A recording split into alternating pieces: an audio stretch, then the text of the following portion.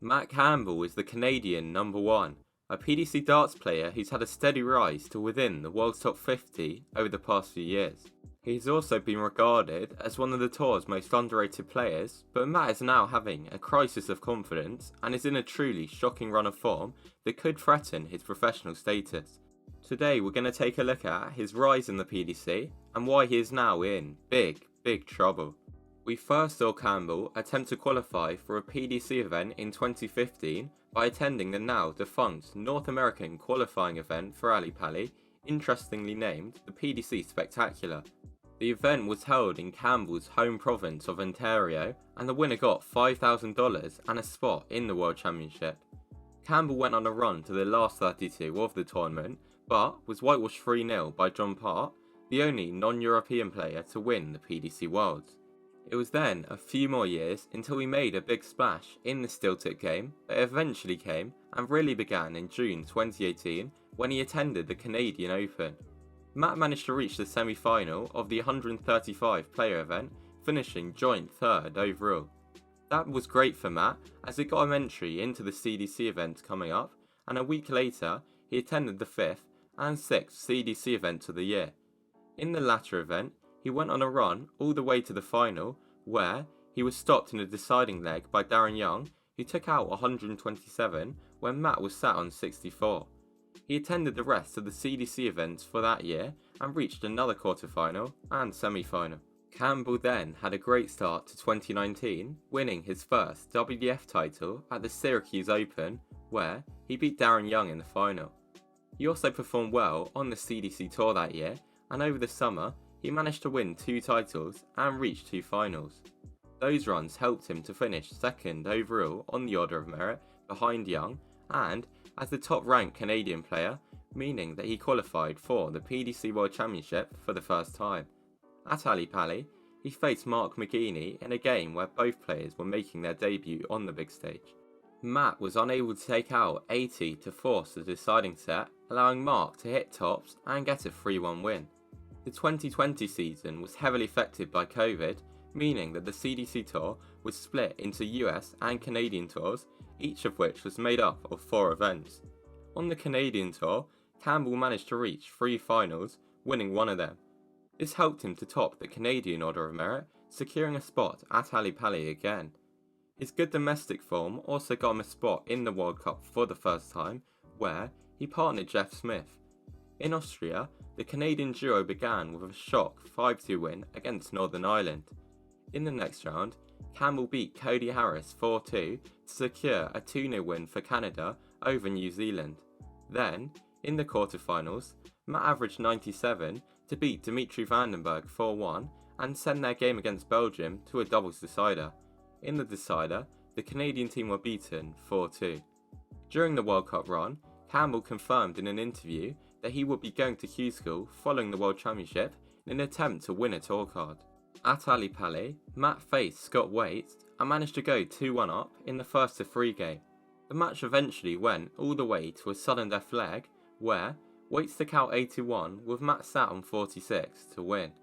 Matt averaged 94 and played very well, with many expecting him to pick up a card at Q School a few weeks later. He attended the EU version and managed to finish 3rd in Stage 1B, comfortably advancing through to the final stage. However, he was then unable to make it past the last 16 in any of the final stage events, meaning that he was nowhere near getting a card. 2021 would be his real breakthrough year though. Due to COVID, the PDC Challenge Tour would split into separate UK and EU tours. Campbell chose to play on the EU Tour and managed to win 3 of the titles, taking his first PDC titles in the process. This saw Matt top the Order of Merit, finishing £1,700 ahead of Stephen Noster.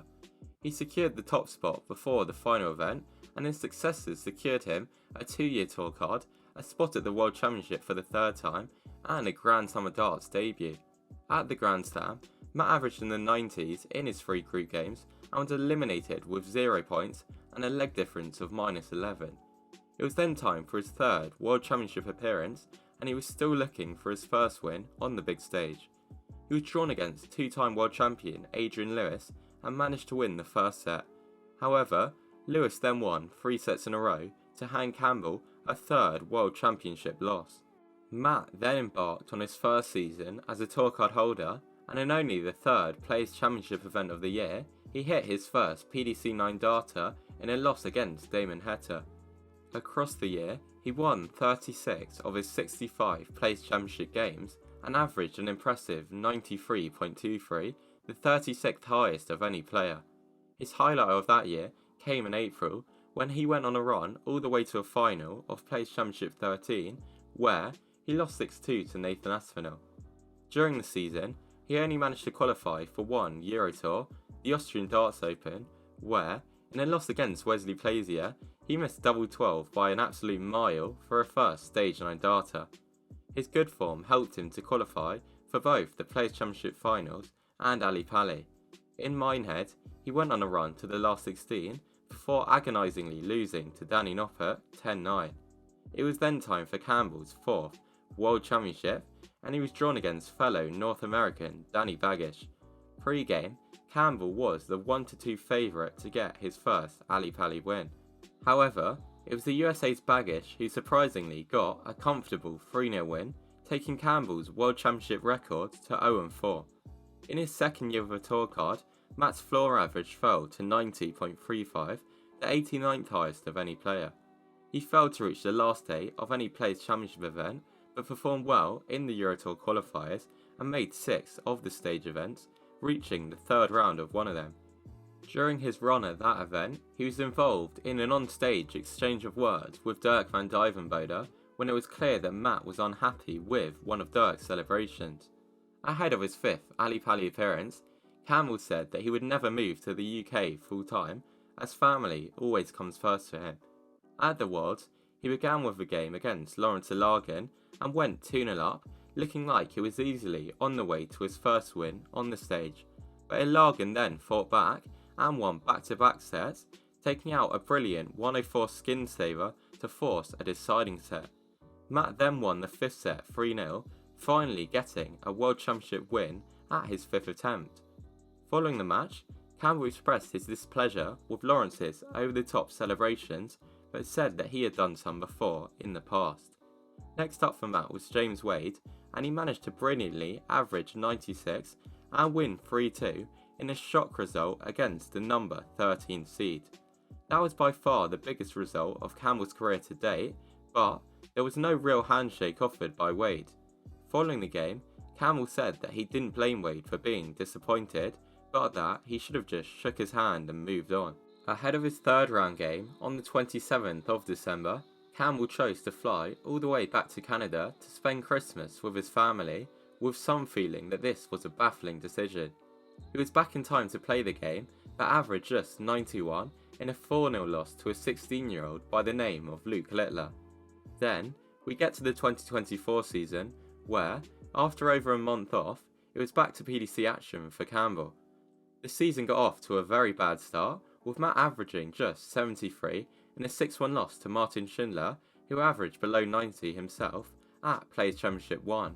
On the next day, Matt improved his average by 10 points, up to 83, but he was whitewashed 6-0 by Adam Hunt. At PC3, Matt posted his first 90-plus average of the year, but he was beaten 6-4 by Martin Lukeman.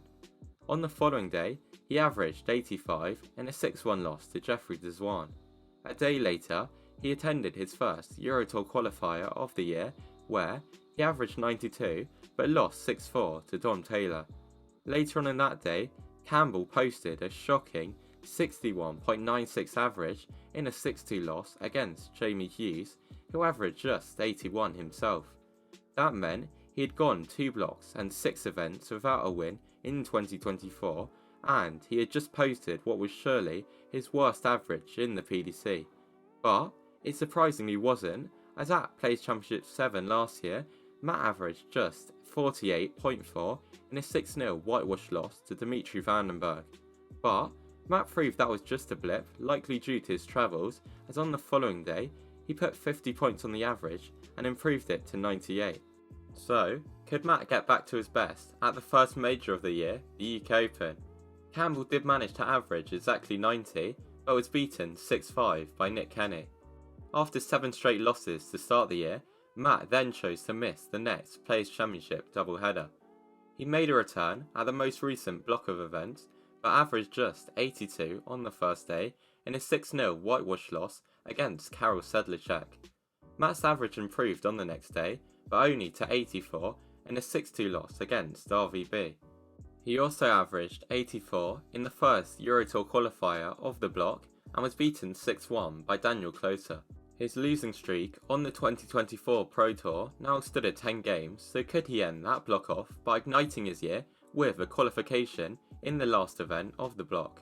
Well, no. Matt's average fell to 81 in a 6-4 loss against George Killington. The losing streak now stands at 11 games, with Matt's seasonal average standing at just 83. His highest average of the year has been 92.33, and he's only posted 3 averages in the 90s. This is in contrast to this point last year, where he played more games at 40 due to his great success, winning 26 of them and averaging 90.61.